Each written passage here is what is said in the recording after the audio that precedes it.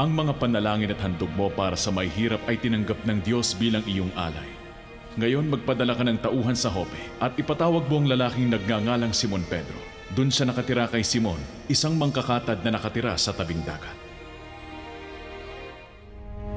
Meron ba ditong lalaking nagngangalang Simon Pedro? Ito nga ang lugar na hinahanap niyo. Ako ang taong hinahanap niyo. Bakit kayo naparito? Ipinadala kami ni Cornelio, ang pinunong Romano. Isa siyang taong madasalin at may takot sa Diyos na iginagalang ng lahat ng mga Hudyo. Isang banal na anghel na nagutos sa kanya na papuntahin ka sa bahay niya sa Cesarea para madinig niya ang mensahe na magmumula sa iyo.